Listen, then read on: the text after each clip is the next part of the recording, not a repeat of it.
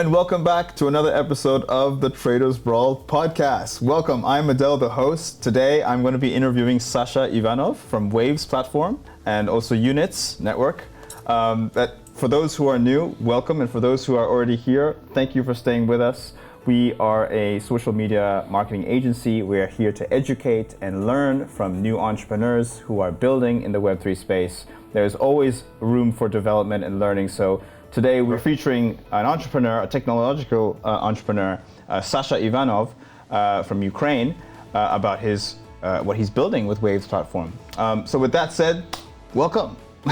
Sasha, tell us a little bit about yourself. Yeah, thank you. How are you? I'm good actually. It's a very busy day today, some developments in Waves ecosystem, but yeah, it's always a pleasure to discuss what we do. So yeah, let me just make a short introduction. Maybe there's a lot of new people in crypto who haven't heard about Waves.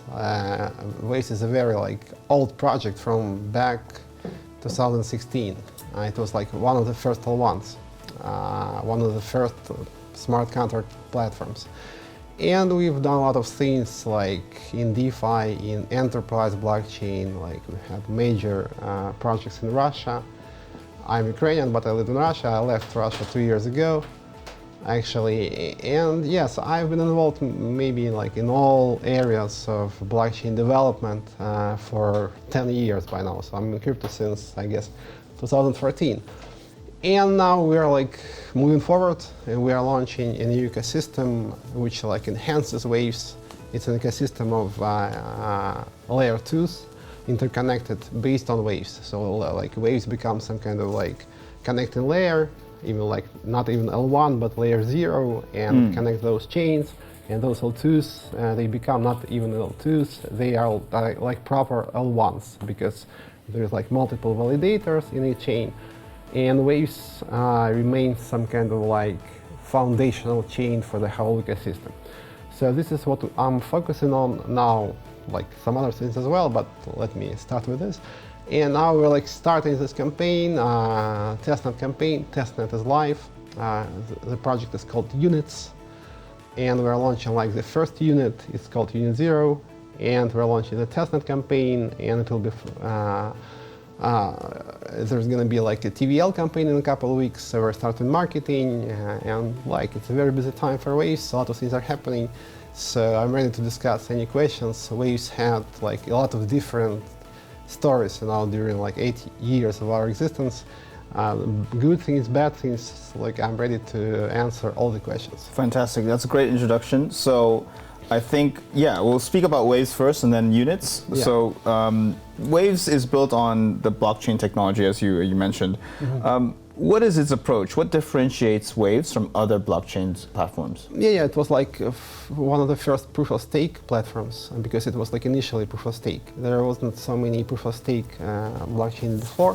There was Bitcoin, obviously, proof-of-work, and Ethereum moved to proof-of-stake only recently, and Waves was one of the first. Also, it was very fast actually. It was pretty fast even in 2016. It's transactions confirmations take 1 second basically. So if you trade on Waves, basically you don't see any big difference between trading on a centralized exchange and on our DEX. And actually we had one of the first DEXs. Maybe it's not so well known, but OGs remember. So basically we had one of the first 3 DEXs, I guess. It was the second one in 2017, long before Uniswap.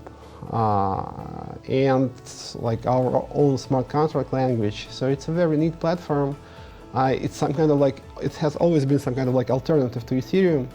Obviously Ethereum became much bigger, but it just kind of provided some kind of alternative direction for development, because we have integrated DEX.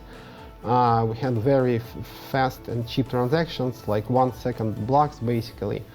Ethereum had always 12-second blocks. Ethereum was proof of work. Initially we were proof of stake.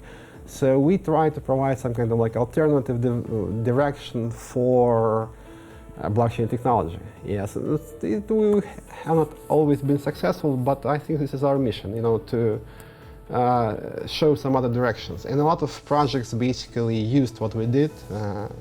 For example, DEX that we did is been replicated by many other projects because it was first order book DEX actually, where you could just put like a bid or ask order. It looked like traditional exchange. So yes, but now we're not stopping. We're just moving forward and trying to build on top what we have built before. I see. Yeah. You mentioned it's a proof of stake rather than proof of work. For the audience, what was the difference between the two, just so that everyone can understand? It's pretty interesting, and I think if people are in crypto, they should understand the difference. Proof of work requires a lot of computational power, and I don't think there's going to be a lot of proof of work chains besides Bitcoin. Bitcoin is going to remain proof of work because it's too big, to move to other algorithms. But proof of work is very wasteful. Actually, Bitcoin spends more in electricity than the whole country of Ireland, for example, annually, on the network support and maintenance. So it's very wasteful, and it doesn't make too much sense, at least for multiple chains. For Bitcoin, maybe it does. Proof of stake, on the other hand, is very cheap. It's incredibly cheap. Actually, all you need to support a network to become a validator is to have some balance in native token. And then you can become a validator, run your own server, and it's very cheap. It doesn't require any kind of specialized computer chips or a lot of electricity. No, it doesn't require that. And that's why Ethereum also moved to proof of stake, because it's ecologically friendly, and proof of work is kind of wasteful, and it's some kind of dead end for blockchain technology. But Bitcoin, I think, so it's too big, and there's too much money involved in this, so it's gonna be proof of work, I think, for decades to come. Got it. Okay, good for that explanation. Now, coming back to Waves, what are some use cases of Waves? What are some reasons why companies should use Waves as opposed to Ethereum? Basically, it's much cheaper. It's faster. How many transactions per second do you provide? Currently, it's I think it's 100 transactions per second on basis Waves layer. It's not actually, it's not crazy, but it's much cheaper. And also we have, for example, we have DEX integrated into the core of the system. It's not that something which is built on top. It's not a D app. It's integrated into the core. And of course, why we're doing units now, why we're trying to launch this ecosystem, which is EVM, because Waves EVM compatible with Ethereum. Waves is not compatible; it's a non-EVM chain, but Units is. And basically, Ethereum became very important. They're smart contract language, virtual machine, which is called EVM. Has become some kind of a standard for the industry. So you have to deal with it. And that's why we keep what we had before in terms of basis functionality and foundational chain. But we try to combine it with Ethereum now, because those L2s, those units that will be launching in Units.Network, they will be Ethereum compatible. So yes, so we were just trying to provide different directions, and it's very important now. Now everybody is building their own L2s, and this is a pretty big narrative in crypto now. Because I think this is the end. This is some kind of final end game for crypto technology, for blockchain technology. Because what's going to be happening now? There's going to be very robust layer ones, like Ethereum, for example, and people will build layer 2s on top of them, and they will connect in some trustless way those chains to layer 1s, and this will make up some kind of holistic ecosystem. This is what Ethereum is doing, And I think we can do it faster because we're more flexible, I think. But now you have a lot of problems with L2s because they're not decentralized. Usually you have only one server that supports your L2. And there is no seamless trustless connection back to the layer ones, actually Ethereum, they're built on, because usually you have some kind of centralized gateway or centralized bridge through which you transfer tokens, and it's not really trustless, and there's a lot of things that can be put here, So our goal is to make this ecosystem seamless, It has to be trustless, fully interoperable, and properly decentralized, which is the most important thing in crypto. Now, building off what you said about decentralized, I understand that Waves also allows for decentralized apps to be built on the blockchain. Sure.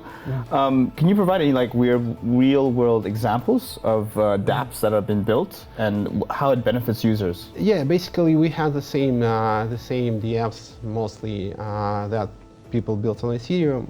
We had a totally different approach to smart contracts. For more technically savvy, maybe I can explain a bit. So Ethereum, actually, smart contracts are Turing complete. It means that potentially they can do any type of computation, but it is limited by gas. So you can't do basically whatever you want because you have to pay gas. Gas fee. Yeah. So in Waves, it's non-Turing complete. So actually, operations that it can execute are limited, but you don't have gas. So that there is no gas on Waves. So there's no gas fee. No. Completely. So I can send transactions gas fee free. It's fixed. Fixed. Oh, how much is it? It's 1/100th of Waves currently. Which is how much in dollars? It's nothing. It's 2 cents. Oh, 2 cents? Yeah. Really? That's great. Yeah. So it's a fixed fee and it's a different approach. Yes. So, but on the other hand, we have the same applications, they have the same dApps that people build on Ethereum. Lending, swaps, whatever, gaming. We had pretty big games on Waves, NFT games. Yes, so basically everything. It's just a different direction. I think it's really interesting for a lot of people to play with it because it's pretty different from other approaches. But I think the most important thing in blockchain is scalability. You need to send a lot of transactions because you need to fit all those dApps into maybe not even one chain, but into one ecosystem. And if this issue is not resolved, actually doesn't matter what smart contract language do you have because you just can't have too many dApps. And once scalability is resolved, I think, so we will see some kind of finalization of blockchain technology. And I think this will happen with this layer 2 narrative. It will be a bit taken to its some kind of end game, So for layer 2 narrative is basically, I think what Ethereum people are doing now, they are trying to create an ecosystem where those L2s that people built on Ethereum now are more tightly integrated into Ethereum itself. So this is what we're doing as well. Because in terms of scalability, you don't have too many other directions. Basically, you have this, you have layer 2 narrative, and you have some kind of Solana narrative. When you try to, what Solana does in simple terms, they want to separate different transactions between different servers, between different nodes, and run them in parallel. So they have one state of the system which is synchronized between all the nodes, but execution is parallelized. It's a very good approach as well. It's a bit more centralized than, for example, a layer 2 narrative. But this is the only alternative, so you don't have too many options now in blockchain, either layer 2s or something like Solana. And no one has come up with any other options up to now, So let's see how it goes, but I think, it might be the end of blockchain. So in terms of not in terms of usability and mass adoption, but in terms of the technology itself. Nice. No, that's great. Now, you mentioned Solana there, but you mentioned that they're a bit more centralized than Waves, because Waves is more decentralized. Yes. But they perhaps cannot do what Solana does. Yes, Solana is much faster. Much faster, Sure. more TPS probably, and more dApps have been built on Solana probably. Currently, yes, because they have a very good traction with VCs, despite all those issues they had. So my question is, are you trying to become the next Solana, or better Solana? Are you trying to No, I think we are going into the other direction, because as I said, there is two directions in blockchain scalability, in my opinion. One is layer 2s, and the other is Solana. So we're closer to layer 2. Close to layer 2 narratives. Yeah, okay. Right. Yeah, and it's it's going to be more decentralized. Solana approach is nice, and people will be doing it because it's very fast. Right. Because you can just run very powerful servers, and you can get so many transactions per second as you want, basically. So it just depends on your computing power, more or less. Yeah, so people will love it. Traders, for trading, it's awesome, so because you can trade very fast, and people are launching a lot of meme coins on Solana, because it seems to be a very good platform for that. Can Waves platform be used to create and manage custom-made tokens for businesses? Sure, absolutely, actually, because Waves, I think what was the selling point on Waves back in 2016.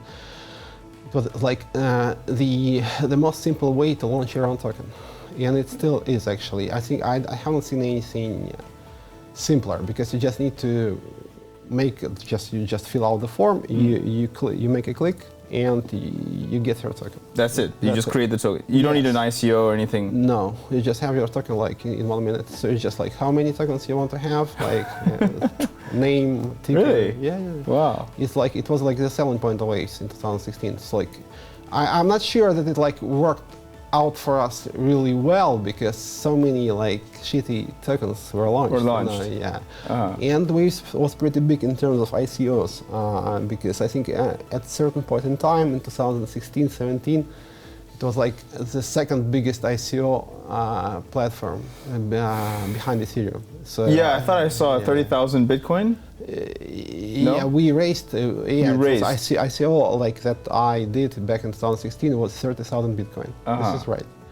And people were raising a lot of funds on Waves, and during 2017, I think some $300 million. Yeah, wow. But most of those projects are gone. Gone? Yeah, and it's why? Markets?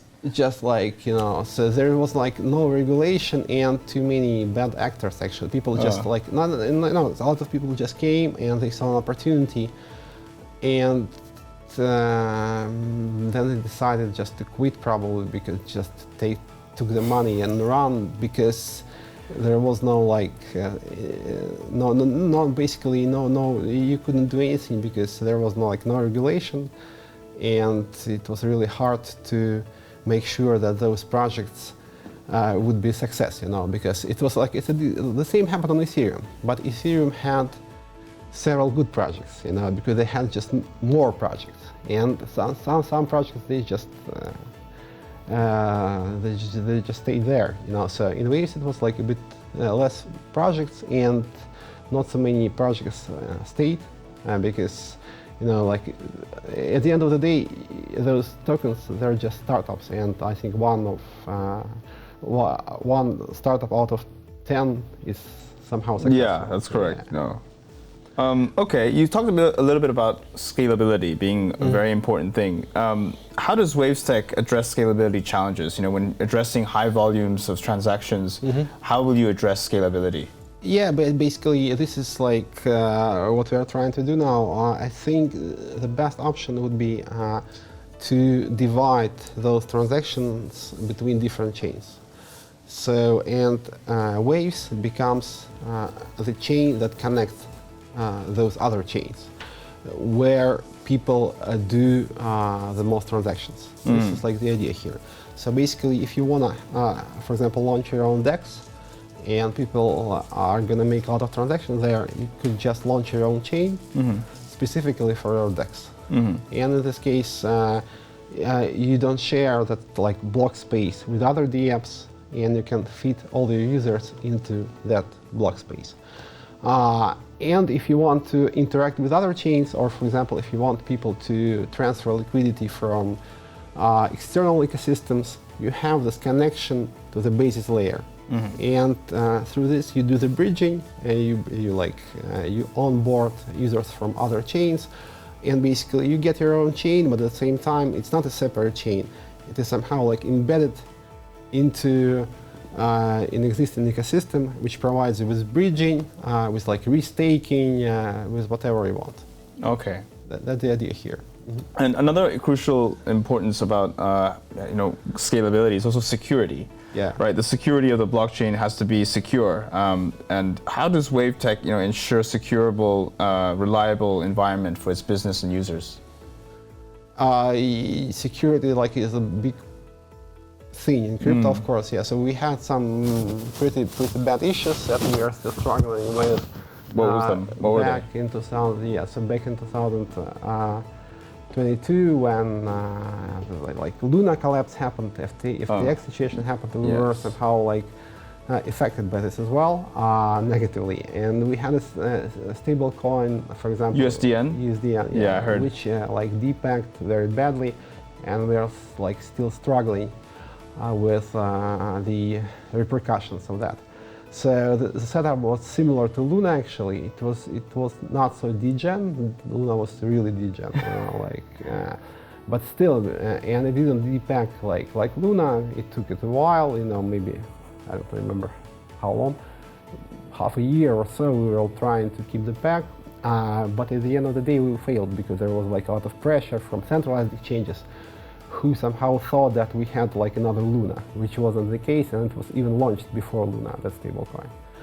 And yes, so you need to basically be very, very cautious, because some setups in crypto, they work in most situations, 99% of the time, you're good, but then there is some kind of black swan event, which destroys everything. And you just can't bring it back, it's just gone. And this is what happened to Luna, for example. This is what happened in a way to FTX, and this is what happened to us. And yeah, so this was a very big learning experience for me, because you need to make sure, because the situation that happened with this FTX, for example, was really unexpected, and nobody could expect that, So. And the market crashed, and a lot of projects were affected. And you have to make sure that your setup, your architecture can withstand those black swan events, even if you haven't experienced those events before. You have to be a little bit have some kind of predictive power. You have to consider all the scenarios and make sure that those architectures won't be broken, for example, Luna and similar projects. Yes, this is very important. And people retail, they need to do their own research, because people now forget that blockchain technology was supposed to be trustless.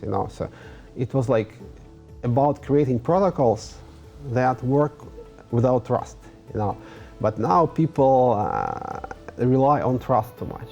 They just trust certain developers, certain exchanges, but this is just the exact opposite of what crypto was supposed to be about, So I think people should start looking into the essence of those protocols and try to understand how they work a bit, because that will help. And if you rely too much on trust, it's not going to be good, because crypto, is the promise of blockchain is actually to get rid of trust. Trustless. This is some kind of contradiction here, and people tend to forget about that. I want to circle back to the USDN case, because you mentioned it. Yeah. I know it's a stable coin, sort of built on the principles of Luna, but different. Yeah. What happened with that? So you admitted it was a fail. Yeah, How did it fail? How did it just collapse? Yeah. So basically, it was not based on Luna. I think there was like a project which was called Basis. It wasn't launched. So some American guys wanted to launch it, but then they had an issue with SEC.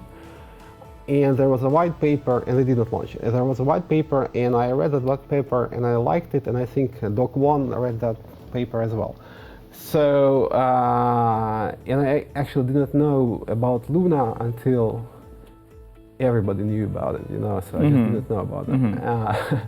So yeah, so for me it was like a way to maybe attract more people to Waves, to create some like product that would appeal to the masses, because it's a stable coin. It's like it generates yield. You hold it, you get around like 5 to 10% APY, depending on the price of Waves token. And it was like something that could attract like Web2 people, because it's simple and profitable. Yes, that was the idea.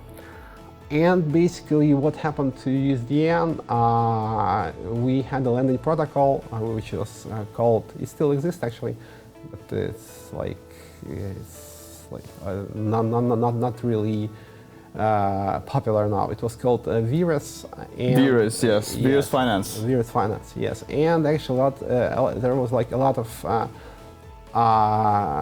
of stable coins borrowed against USDN in that protocol. And then when this like FUD situation happened, because some like I won't be a conspiracy theorist, and actually doesn't matter, because if you lose in this market, this is your fault, so this is like you made some mistake and you were punished for it, so there was some funds that like manipulated the price.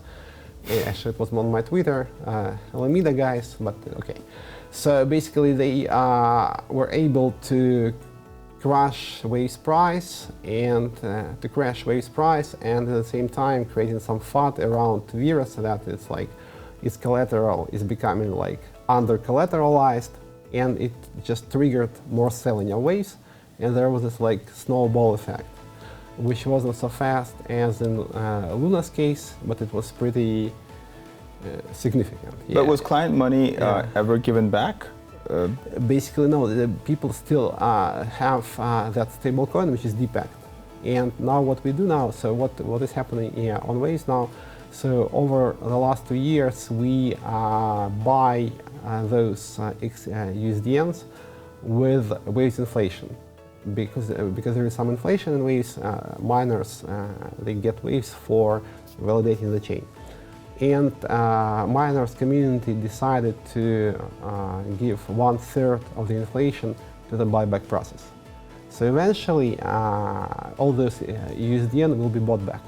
And since like there is some buying pressure, and all USDN which is being bought back is burned, its price will be like back at $1.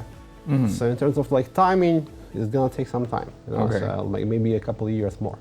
But this is what we're doing. But if we launch units properly, and if it's a success, I think it can really expedite the process, and this is what I'm hoping for now.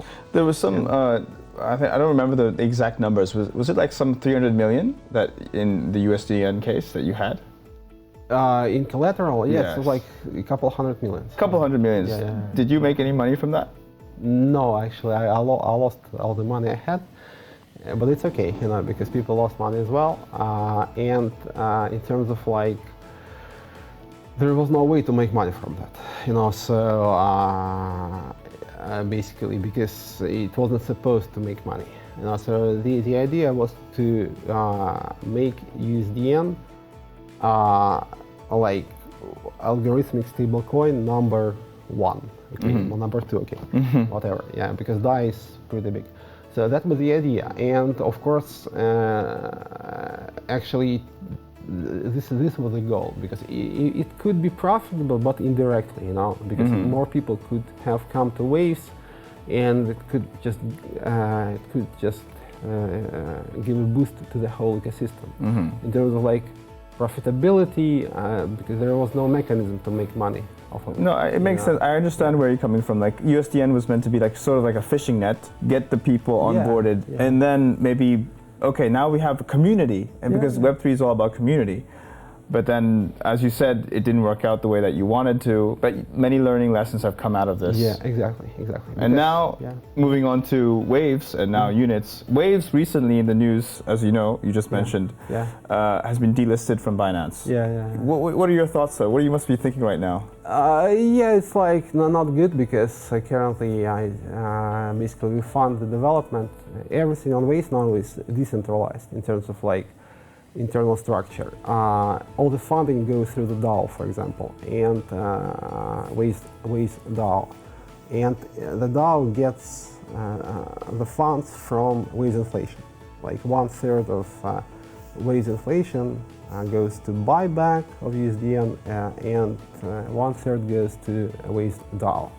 And all the projects on Waves, including core development, are funded through basically through this process. And because Binance delisted today, the price crashed, which is not good, because now I'm thinking how to move forward. But it's okay, because we've been able to figure it out for 2 years now.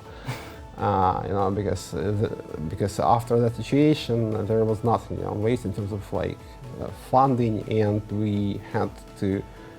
I had to like create this decentralized approach where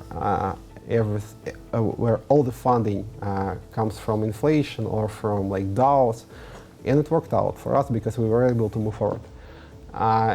So this is not the first time I'm facing this issue, and it will be resolved. So in terms of like why Binance did it, I won't speculate actually. So I kind of like know why, So there's some things that you can basically maybe figure out on your own from like just like from open sources. If you just like take a look at some news around Waves recently, you will understand. And it's not about virus and USDN situation. Yes, but do you know why why they do this? No, I have some like. What's the reason? No, I won't speculate. So maybe because I can prove it, so probably I won't speculate. Okay. So yeah, but you can figure it out. I think taking into account where we came from. Yeah, perhaps the reputation. Where CZ is currently, and what he's doing now. So there's some kind of like very clear picture that you can figure out on your own. Yeah. So, but it's okay. So it's okay because so Waves is like the end of an era, I would say, because Waves was listed on Binance when Binance launched, which is 2017, no? Yeah, exactly after that. Yeah. So, and I told the story many times. Actually, I met CZ one time, and that was like when it was listed in Tokyo. Actually, they just moved from China to Japan for a while. As far as I know, they didn't stay there for long, and they just moved into the new office. And there was like CZ, another guy, and a couple girls in the reception, and nobody else. And it was a very nice meeting actually, because back then. And I don't have any grudge against Binance, so let me just like, I don't care. So, but it was a very nice meeting because back then you had several exchanges. It was Bittrex, it was Poloniex, and a couple maybe like minor exchanges. And they were not like professional, so people were like hobbyists, either they were like some kind of like crypto anarchists or hobbyists. They were not businessmen. And CZ was like the first guy in crypto who was a businessman. I hadn't seen any businessman in crypto up to that moment. Oh, really? And then I just understood that he would be big. Wow. He was like really focused. This is a business. I'm gonna make money, and like had some experience with trading robots, and they built the like market making very fast. I think on their own, like they were doing initial market making. And Yeah, they had great tokenomics for BNB, and yeah, he was a proper businessman, so I'm glad for him, and like, yeah. Yeah, but this is like some kind of like 8 years, more or less 8 years Waves was there. So let's see how it goes for Waves and for Binance. Centralized exchanges are big now. This is like out of question, yeah, because they were able to onboard a lot of Web2 people. Yeah, that's true. Me included. Yeah. Because it's like DEXs exist, but in terms of like usability, they're worse, obviously. And credibility, like everybody uses Binance. Why do you use something else? Yeah. I know Binance has liquidity. Exactly, and it's like a network effect. If you have like some core community, and it's bigger than other communities at other places, it gets bigger faster. You know, it's like network effect. A network effect. Yeah, this is what they do, and they're big. But let's see how it goes, because you still have a lot of problems with centralized exchanges. Of course. Yeah. So. Because it wasn't supposed to be this way, and since we have DEXs, I think DEXs will have some kind of rebirth soon. Because they were big. I talked to market makers, and it's pretty interesting. They told me that DEXs was comparable in volume like a couple of years ago. Like really, they were big. Uniswap and other like Pancake, they were like comparable to Binance. But now Binance is much bigger, and all sexes are much bigger. But it's not the end of the story, of course, because once we have been able to resolve this like usability problem for DEXs, and maybe some kind of like credibility problem, I think they will start to compete with centralized exchanges again, because it's like it's not non-custodial, and you don't have to do KYC. Yeah, I know. So it's like, it's very attractive for some people. Apart from Binance, are you listed anywhere else? Yeah, basically everywhere. So everywhere else? Yeah, like Coinbase? Coinbase, no. So we had been like struggling with them for many years to get listed. Why is that? Probably because of Russian connection. Russian connections? Yeah, oh, okay. So being affiliated with Russia. Very. They're very strict, cautious. aren't they? Yeah. They're very. And we had a lot of, despite that I'm like Ukrainian, I lived in Moscow for most of my life, and we have had very many projects in Russia, including, for example, like federal elections in Russia still use Waves chain. You know, like, so it's like I can imagine. I'm not dealing with it anymore and have no connection to the people who stayed in Moscow, but this is the case. So basically, Coinbase was kind of like, and for me it wasn't business actually. I was trying to promote the technology, you know, because I don't think that I made some money from this. I don't think so. But for me, it was some kind of like evangelism. I was just trying to see where blockchain technology can be applicable, you know. So, and for example, voting, elections is a very obvious choice for blockchain, you know. So, but it didn't turn out the way as I hoped. I understand. Yeah. I have a question. So following the whole incident, USDN, virus finance, Sasha, are you a wanted man? Not that I know of. No. Okay. I like when people ask me about about the situation, and I think I always recommend them to go through official channels.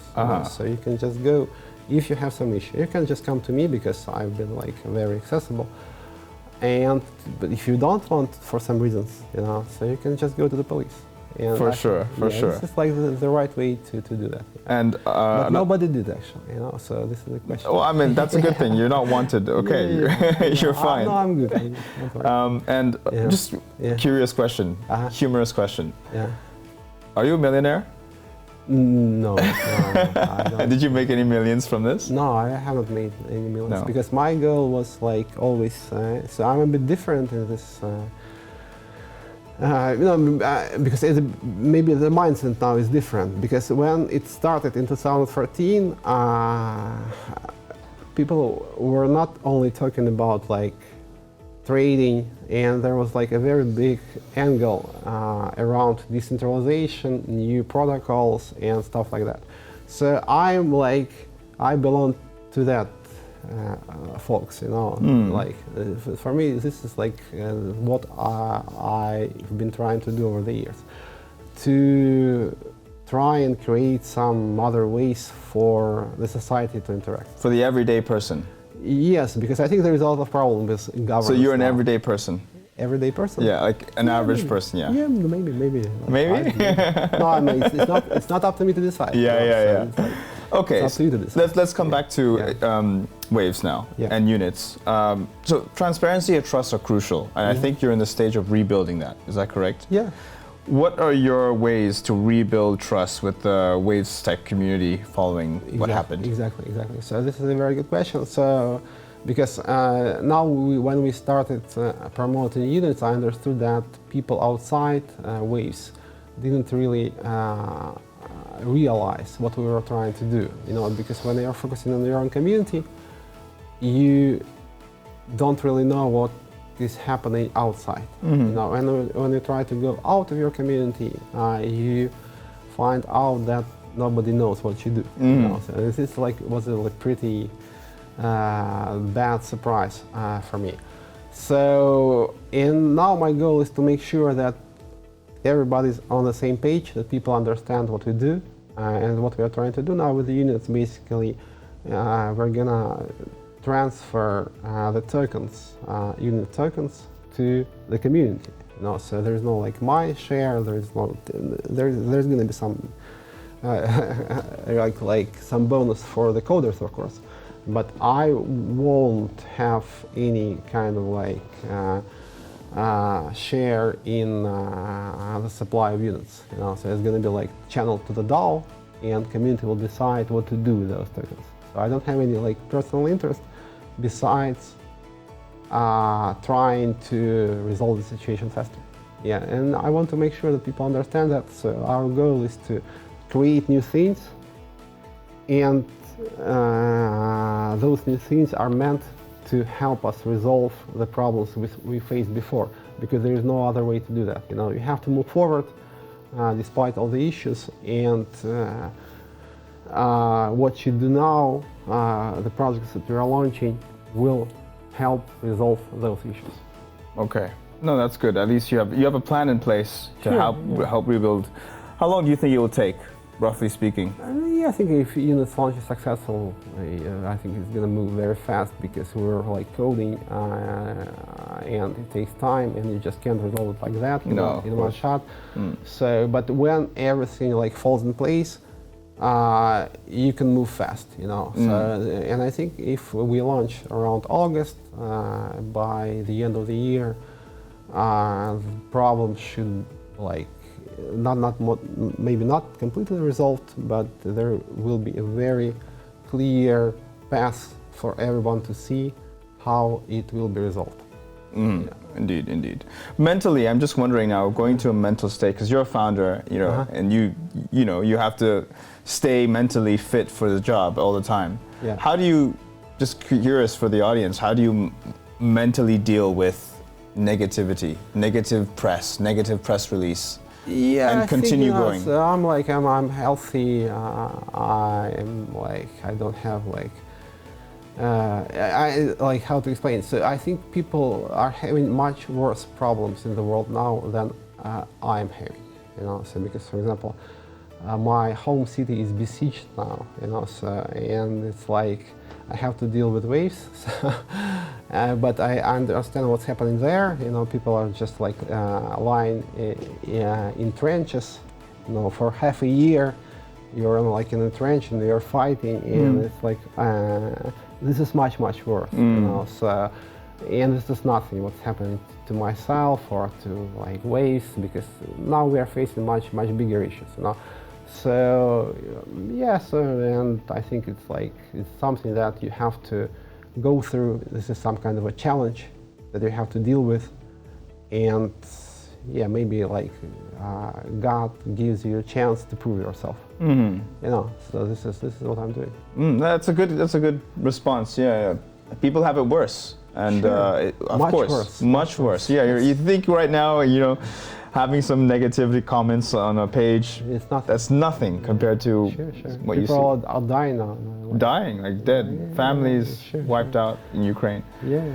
Okay, very nice. We're going to wrap up very soon. I'm just now curious about the general trends of, you're a founder, you're an entrepreneur. Yeah. You know, 2016 you launched. Now we're in 2024, so many years have passed.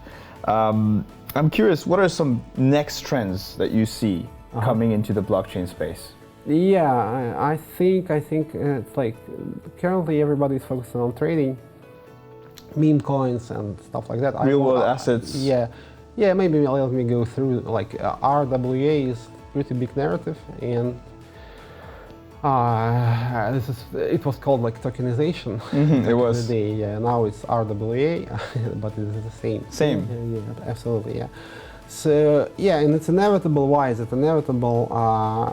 Although it's not properly crypto, because there is a very big aspect of centralization here, because you can't basically make those assets properly decentralized, because there is always some legal entity that backs them up, you know. So this is it. But on the other hand, people wanna trade, for example, S&P or gold or Tesla stock, not only during weekdays, but also on Sundays. Of course. You know? And it's absolutely obvious to me that it's gonna move to blockchain, everything, because it's like just a better platform. It's not a revolution, but it's just like a more natural platform for those assets, because people wanna trade 24/7, and current markets just don't provide that. So RWAs are not properly crypto, but they're gonna be big, in my opinion. Yeah, as for other narratives, what narrative? I mean, for Waves technology in particular, does it have any plans to integrate emerging tech like AI into its blockchain? AI is going to be very big. It's not big yet. Only like tokens with AI tickers are big, you know, but they're not properly AI.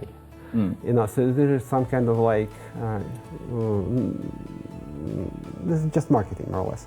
But now I think we will see some attempt to decentralize AI properly, because currently AI is very, very centralized. Yeah, you have like very big companies like Google and OpenAI is just like making their own AIs, and like also there's some attempts to like make a Chinese AI, like Russian AI, and it's very centralized. What are they gonna do? They're gonna fight each other, you know, sooner or later.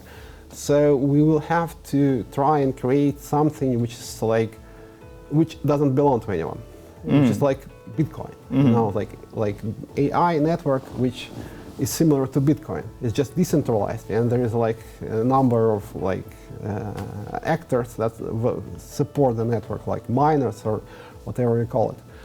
And I think this is inevitable, and I can see some like movement in that direction, because otherwise we won't have a proper AI, and those AIs will be just tools, you know, in the hands of governments and like big corporations. So if you want to like stick to the spirit of crypto, we will need to decentralize AI, and I think this will be happening now. And you plan to do that? Sure, if like as soon as I have time, I have some ideas, you know, about. You have a lot on your plate already. Yeah, because I have some ideas about that, and it's very interesting. Yeah. So you must be very anti-CBDCs, central bank digital currency. Or are you?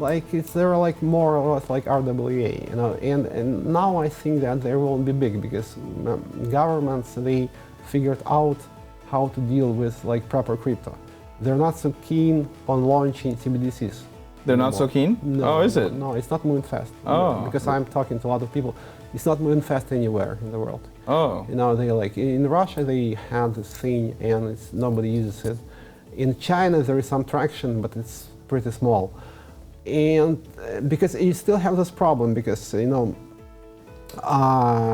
it's not like, it doesn't add too much value, I think. You know, so if of course we think this way, but in the government's eyes, they don't see any value in that either, because they control the banking system in any case. You know, so why should they launch this new thing which won't give them anything really new? Well, I guess like because they can print money faster. But they can print it now as well. Yeah, it's very fast. But also not having to deal with banks. Central bank goes straight to your the dealings of a consumer. Yeah, this is like, for example, in Russia, that was the idea, basically. They wanted to basically circumvent commercial banks. Yes. And deal with the retail. Yeah. But it's like, this is not a job for a central banker, I think, to deal with retail. So they would need some kind of commercial bank still. So this idea is kind of neat, like if you, at face value, but if you start thinking about it or start implementing it, it's not so interesting anymore. For example, people are trying to launch BRICS coin now, BRICS CBDC for some kind of alternative financial instrument, alternative to US dollar. And it's really hard because still you have some kind of very loose alliance of countries, and their interests are not aligned, still. So they just can't launch the thing. If Chinese could, for example, promote their digital yuan all over the world, that could work out. But they're not so interested in this either, I think. So I think CBDCs are gonna somehow are not gonna emerge, I would say. They will still be just an idea for maybe a decade. Let's hope. Yeah. I pray to God just nothing is they don't come. They don't come. Yeah. I hope so. Trump has recently said he'll eliminate CBDCs. Yeah. That's what he said. Well, okay, I know. It's hard to trust what Trump says, but he wants to be elected. Yeah. But it got my attention that he said that. They understand how to deal with crypto now, because they couldn't figure Bitcoin out at the beginning, but now they did. And he has his own NFT, Mega Trump. Yeah. They will just try to get as much Bitcoin as possible. And I don't think it's gonna be good, because that could be also controlling. I know. This is the same thing, because you don't have anything completely new with this, because you have it's just like digital gold, Yeah. So that's it. But it's still gold, So in terms of mechanics, how it works, in terms of economics, it's not much different from gold, And we humanity have economy based on gold for many centuries, and I don't know if it really worked out. No, not really, So maybe this is not the end of the story, and we will have some other assets that may be more more appropriate and not so similar to the assets that we had before. Because Bitcoin, if you look closely, is not very dissimilar from all those assets that humanity had before. It's just digital, but it's the same thing. Yeah, no, really good, really interesting. I thank you for your time, Sasha. We're going to wrap up. I want to ask, for the audience's sake, with Units and Waves, where is the best place that the audience can find out more information so they can be onboarded and find out more about you? Guys, follow Units. It's Units.Network. There is links to social media accounts. Follow the launch. Testing campaign is live. You can participate. You can earn some points that will be converted into Unit 0 token later. A lot of activity on Waves channel. On Waves channel, a lot of good things, bad things. It's a very live community. Come to us and let's see how it goes, guys. I think it's going to be great because we have great technology, a great community, a lot of experience, and we are launching a very, very interesting project in a few months. Thank you very much. Fantastic. Awesome. Sasha, thank you so much for your time. Really appreciate it. We'll leave all the links in the description, so I hope you found this insightful. Please do check out his page and his websites. Thanks so much, and we'll see you next time. Cheers.